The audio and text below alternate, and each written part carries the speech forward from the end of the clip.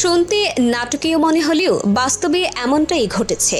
মাত্র 4টি ব্যাংক থেকেই 1,78,000 কোটি টাকা সরিয়েছে এস আলম গ্রুপ।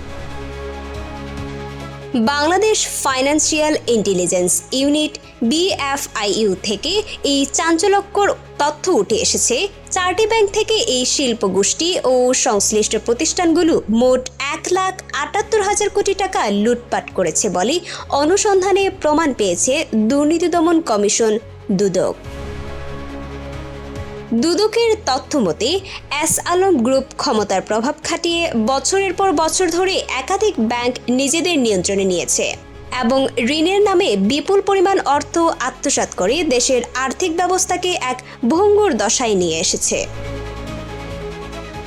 BFIU এর নথি বিশ্লেষণ করে পাওয়া তথ্য অনুযায়ী ইসলামী ব্যাংক 1,05,000 কোটি টাকা, ফার্স্ট সিকিউরিটি ইসলামী ব্যাংক 39,000 কোটি টাকা, ইউনিয়ন ব্যাংক 20,000 কোটি টাকা, গ্লোবাল ইসলামী ব্যাংক 13,000 কোটি টাকা।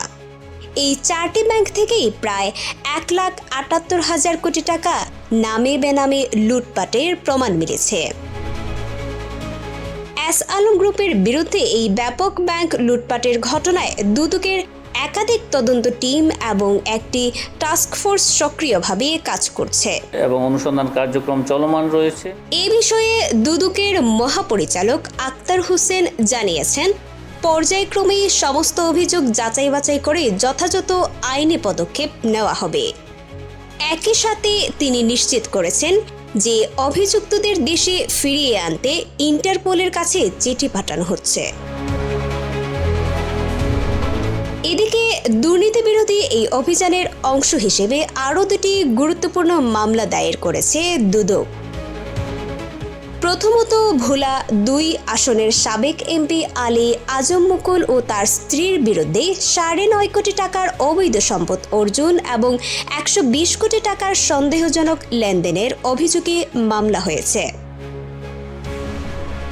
এবং দ্বিতীয় মামলাটি C&F এজেন্ট শামসুর রহমানের বিরুদ্ধে প্রায় 53 কোটি টাকার অবৈধ সম্পদ অর্জনের অভিযোগে মামলা দায়ের করা হয়েছে।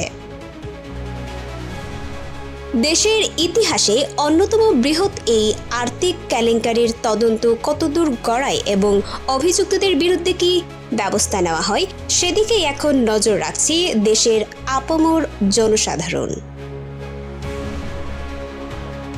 নিয়মিত গুরুত্বপূর্ণ আপডেট পেতে আমাদের সঙ্গে থাকুন। BGN TV 24 সংবাদ, যেখানে বিশ্বস্ততা সেখানে।